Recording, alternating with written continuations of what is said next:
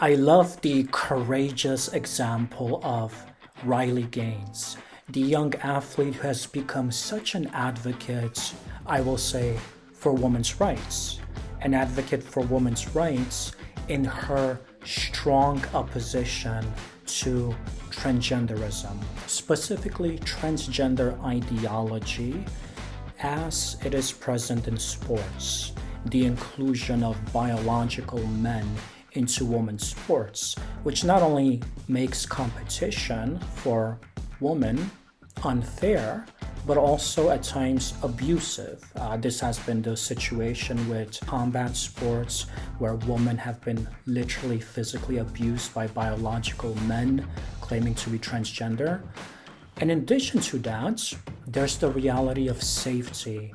The transgenderist movement actually endangers female lives because there are institutions where it is allowed for biological men to enter female bathrooms. Of course, that increases the possibility of rape and other horrendous acts. What is additionally important to realize about this transgenderism is that this is not simply some construct of the late 20th century or early 21st century.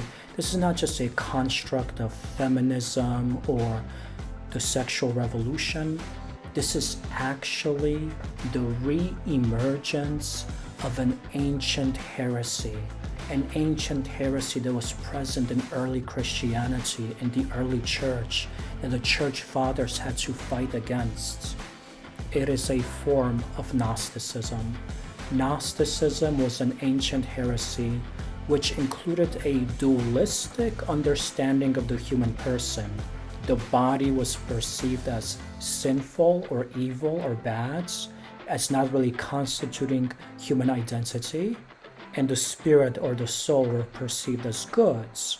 So, this dualism between who is inside and this external vehicle of the body, this is completely at odds with the Catholic understanding of human identity, which is not dualistic but holistic. You are body, mind, and soul. You are a holistic individual.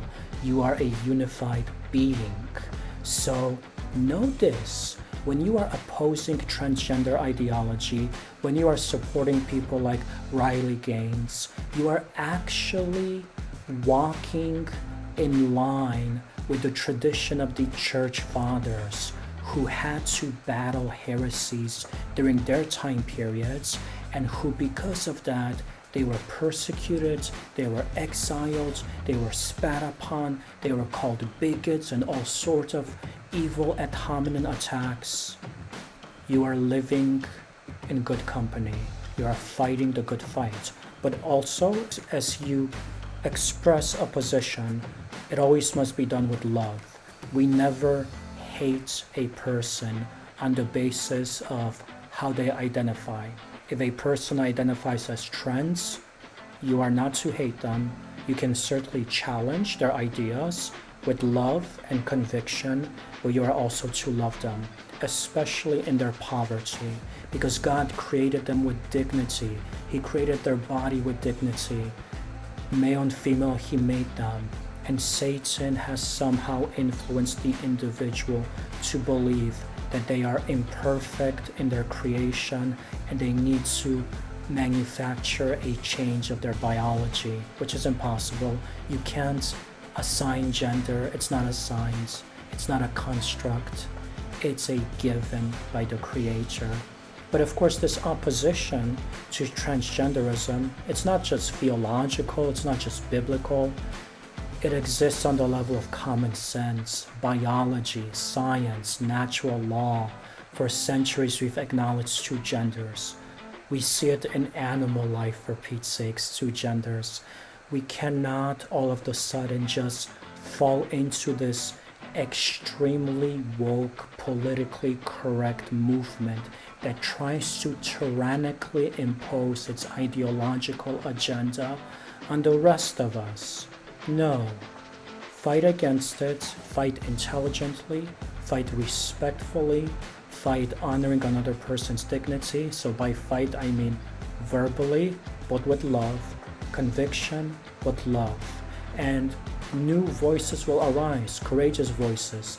Voices like Riley Gaines will no longer be a minority. And remember, you are battling in the tradition of the great church fathers, and just like them, you have Jesus Christ on your side because he is truth personified, and you are fighting for truth. God bless you. Be strong. Be not afraid.